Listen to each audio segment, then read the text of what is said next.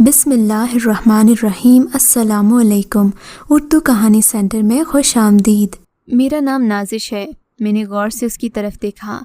वाकई वो इसमें बामिस्मा नाजुक थी। ब्राउन आँखें, किताबी चेहरा, लंबे स्याह बाल, नाजुक सा बदन, मगर चेहरे पर दुख के आसार नुमायाँ थे।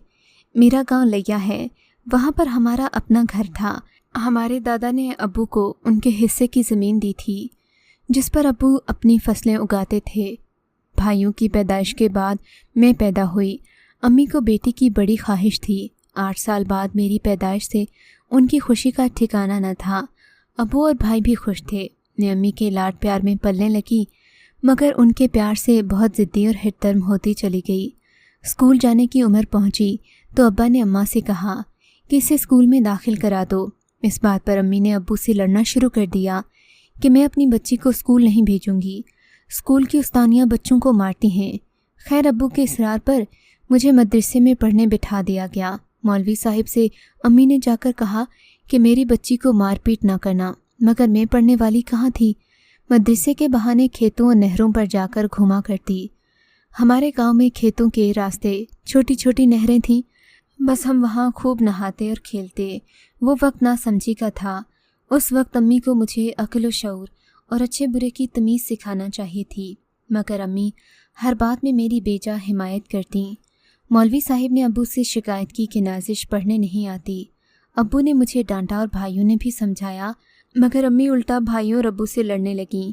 कहने लगीं, तुम सब इस बच्चे के पीछे पड़े रहते हो, इसके तो हंसने खेलने के दिन हैं। अब्बू ने अम्मी को समझाया कि नाजो बड़ी हो रही है, यहाँ वडेरों की नीयत का पता नहीं चलता। लेकिन अम्मा को कोई फ़र्क न पड़ता। एक दिन काफ़ी गर्मी थी, सुबह से हब्स हो रहा था। गांव वाले भी बारिश की दुआएं कर रहे थे। घर में सब लोग सो रहे थे। मैंने सोचा क्यों न बड़ी नहर पर जाकर नहाया जाए। पड़ोस की बच्चियों से पूछा तो इन्होंने मना कर दिया, तो मैं अकेली ही निकल पड़ी।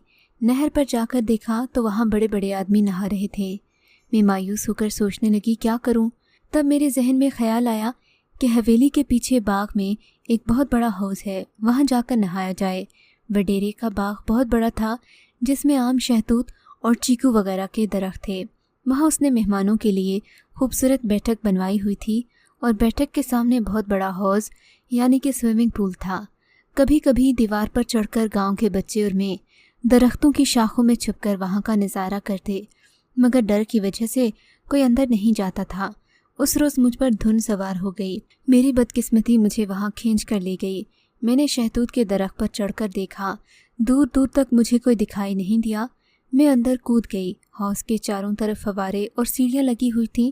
मैं डरती डरती हौज़ में कूद गई। ठंडे पानी का बड़ा मज़ा आया, लेकिन अभी मैं वहाँ खड़ी ही थी कि किसी ने मुझे बालों से पकड़ लिया और घसीटता हुआ अंदर कमरे में ले गया। साईं, ये लड़की हौज़ में नहा रही थी। मेरे सामने वडेरा बैठा था। उसने शिकारी नज़रों से मुझे देखा।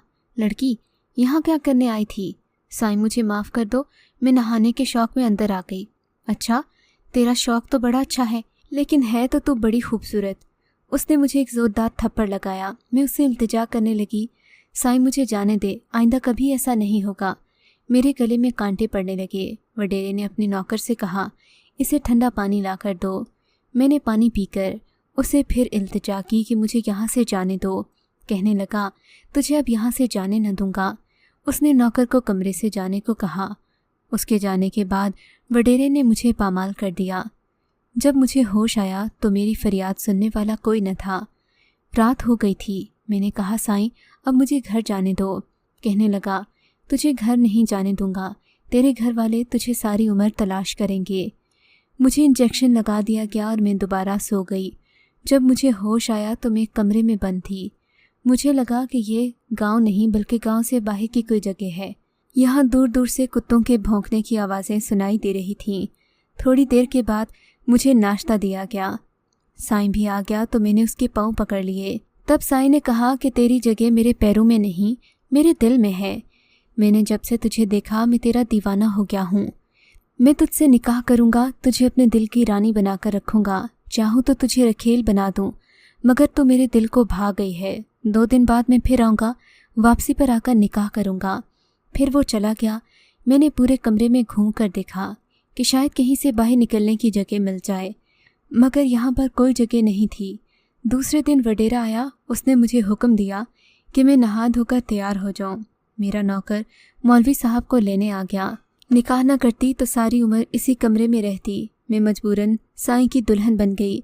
वो बहुत खुश था, होता भी क्यों ना। 50 साला बुढ़े को 16 साल की खूबसूरत लड़की जो मिल गई थी। वो सुबह चला गया। इसी तरह वो हर हफ्ते आता और चला जाता। उसने मुझे कमरे से बाहर निकलने नहीं दिया। कमरे में टीवी, फ्रिज समेत ज़रूरत की हर चीज़ मौजूद थी। वो जब भी शहर जाता मेरे लिए रेडीमेड कपड़े लाता। उसकी ख्वाहिश होती कि मैं उसके सामने सज धज कर रहूं। मैं उसके हर हुक्म की तामील करती, वरना वो मुझे बुरी तरह मारता। इस तरह 2 साल गुजर गए। शुक्र है कि मैं माँ नहीं बनी, वरना मेरे साथ बच्चा भी कैदी बनकर रहता। थक हार कर मैंने अपने रब का सहारा लिया। मुझे नमाज नहीं आती थी। टीवी पर अजान होने के साथ ही चादर बिछाकर मैं अपने रब से रिहाई की दुआ मांगती। आखिर रब ने मेरी सुन ली। एक दिन वडेरा आया तो बहुत परेशान था। कहने लगा, कुछ लोग मेरे दुश्मन बन गए हैं, शायद किसी भी वक्त मुझ पर हमला कर सकते हैं। मुझे अपनी जान का ख़तरा है। मैं छुप कर तुम तक पहुंचा हूँ। इस जगह को मेरे 2 नौकरों के अलावा कोई नहीं जानता। अगर मुझे कुछ हो जाए तो यहाँ से निकलकर कराची शहर चली जाना। मेरे गांव से तेरे माँ बाप कराची मुंतकिल हो गए हैं, मगर मुझे ये नहीं मालूम वो कहाँ हैं। कराची में मेरा एक दोस्त रहता है, उसका पता लिख कर देता हूँ। वो नेक और खुदा तर्स है। मेरी उससे काफ़ी जान पहचान है। वो हमारी ज़मीनों से चावल उठाकर अपने मिल में ले जाते हैं। तो मेरा हवाला देना, वो तुम्हारी मदद करेगा। तुम्हारे माँ बाप को ढूंढने में तुम्हारा साथ देगा। सुबह अज़ानों के वक्त वडेरा चला गया। मैं अजीब कश्मकश में मुब्तला थी। समझ में नहीं आ रहा था कि इस ज़िंदगी के लिए दुआ मांगूं या मौत के लिए। शाम हो गई, कोई नौकर नहीं आया। मैं सोच रही थी कि अगर वडेरे को कुछ हो गया, उसके दोनों नौकर भी मारे गए, तो शायद मैं इस कमरे से कभी न निकल सकूं।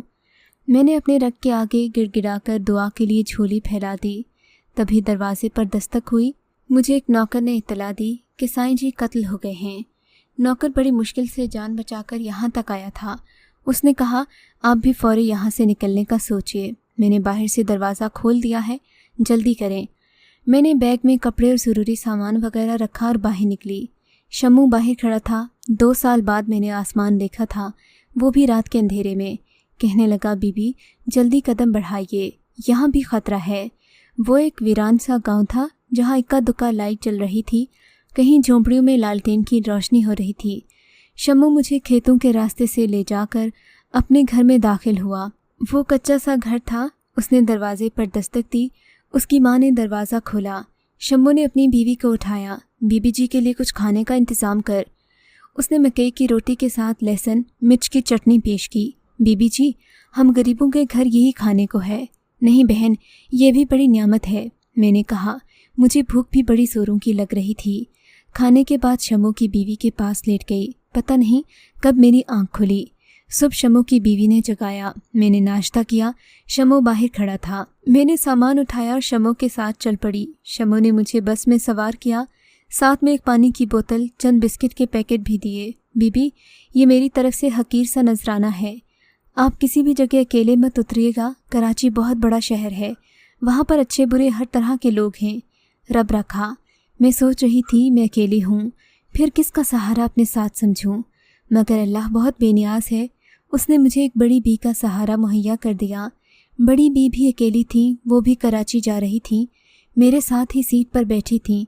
मुस्तकिल मुझसे बातें कर रही थी, मगर मैं खामोश थी। रात के सन्नाटे में बस अपनी मंजिल की जानिब रवां थी। बड़ी बी फजर के वक्त बस अड्डे पर रुकी। बड़ी बी ने एक आदमी से चाय मंगवाई। मुझे एक कप दिया। बेटी, तुमने कुछ खाया नहीं, काफ़ी परेशान लग रही हो। पहले चाय पियो, फिर माँ समझकर मुझे बताओ कि तुम क्यों परेशान हो। मेरे सर में दर्द था। मैंने चाय पी। बड़ी बी ने मुझसे पूछा, बताओ क्या बात है।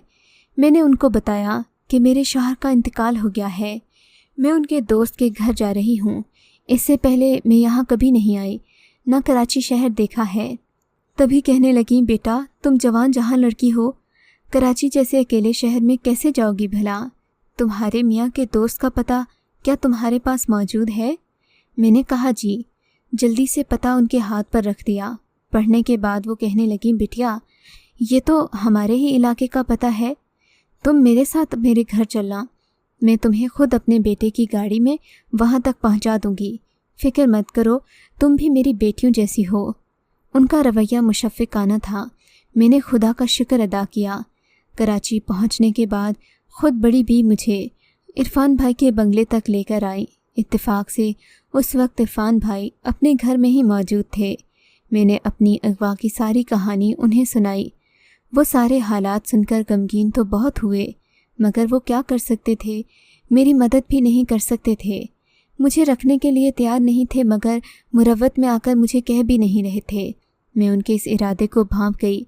میں نے کہا، دیکھیے بھائی جان، میں آپ کی مجبوری تو جانتی ہوں، مگر اللہ کے بعد مجھے آپ ہی کا سہارا ہے۔ اب آپ ہی بتائیں میں کہاں جاؤں؟ میرا کوئی ٹھکانہ نہیں ہے۔ یہ زمانہ تو بڑا ظالم ہے۔ کہنے لگے، ٹھیک ہے بہن، میں گھر میں اپنی بیوی سے بات کرتا ہوں، ابھی یہ وقت مناسب نہیں۔ وہ اس وقت میکے میں ہے، اسے آنے میں 3-4 دن لگیں گے۔ آپ کا یہاں ٹھہرنا کسی بھی طرح سے ٹھیک نہیں۔ میں آپ کو اپنی والدہ کے پاس چھوڑ آتا ہوں۔ عرفان بھائی کی نیت اچھی تھی، وہ مجھے اپنی والدہ کے پاس ان کے گھر چھوڑ آئے۔ ان کی والدہ بہت نیک دل خاتون تھیں۔ جب میں نے انہیں اپنی داستان درد سنائی تو انہوں نے مجھ پر ہونے والے ظلم کی داستان سن کر مجھے گلے لگایا اور کہنے لگیں، بیٹی تم فکر نہیں کرو، جب تک میں زندہ ہوں تم میری بیٹی بن کر اس گھر میں رہنا، آخر تم بھی تو کسی کی بیٹی ہوگی۔ اور پھر انہوں نے واقعی ماں کا رشتہ نبھایا، اولاد سے زیادہ میرا خیال رکھا، مجھے نماز سکھائی، قرآن اور اردو کی تعلیم بھی مجھے خود دی، کچن میں کھڑے ہو کر مجھے کھانا پکانا سکھایا، مجھے کھانے پینے کا ڈھنگ نہیں تھا وہ بتایا۔ رفتہ رفتہ میں نے گھر کی تمام ذمہ داری سنبھال لی۔ اس طرح سب گھر والے مجھے اب اپنے ہی گھر کا حصہ سمجھنے لگے۔ عرفان بھائی کی بیوی نے آنٹی سے بہت کہا کہ نازو کو میرے گھر بھیج دیں، مگر آنٹی نے انکار کر دیا، کیونکہ میں آنٹی کو اب اپنی ماں سے زیادہ چاہنے لگی ہوں۔ مجھے اس عظیم ہستی نے زندگی کا شعور دیا۔ مجھے انہوں نے جینا، اٹھنا، بیٹھنا، اوڑھنا سکھایا، اچھے برے کی تمیز سکھائی۔ ان کے گھر رہتے ہوئے جب میری عدت مکمل ہوئی تو تقریباً 4 ماہ پہلے انہوں نے میرا نکاح اپنے ڈرائیور سہیل سے کر دیا۔ سہیل ایک بھروسے والا آدمی تھا، 10 سال سے ان کے ساتھ ہی رہتا تھا۔ اس کے ماں باپ اسلام آباد میں آباد تھے، وہ بھی میرے نکاح میں آئے۔ ان لوگوں نے مجھے خوشی خوشی قبول کیا تھا۔ سہیل تو بہت ہی اچھے انسان ہیں، یہ بہت اچھے شوہر بھی ثابت ہوئے۔ انہوں نے مجھے اپنی جان سے بڑھ کر محبت دی، عزت دی۔ یہاں سب لوگ میری عزت کرتے ہیں، مگر میرے دل میں ہر وقت بھوک سی اٹھتی ہے۔ مجھے اپنے دونوں بھائی اور امی ابو بہت یاد آتے ہیں۔ عرفان بھائی اور سہیل نے میری تصویر اور ایڈریس اخبار میں دیا ہے۔ میرے بڑے بھائی کو رسالے پڑھنے کا بھی شوق ہے، اسی لیے میں نے اپنی کہانی رسالوں میں بھی چھپوائی ہے۔ اگر میرا بھائی یہ کہانی سنے یا پڑھے تو آ کر مجھ سے مل لے۔ میں ہاتھ جوڑ کر معافی مانگتی ہوں۔ میری بچپن کی نادانی نے مجھے میرے والدین اور بھائیوں سے جدا کر دیا۔ مجھے اس کی بہت کڑی سزا ملی ہے۔ تمام سننے والے قائرین دعا کریں کہ مجھے میرے ماں باپ مل جائیں۔ اللہ اور رسول کے صدقے میری یہ دعا قبول ہو۔ اگر آپ کو یہ کہانی اچھی لگی ہے تو اس ویڈیو کو لائک کیجیے اور اس طرح کی مزید ویڈیوز دیکھنے کے لیے ہمارے چینل کو سبسکرائب کیجیے۔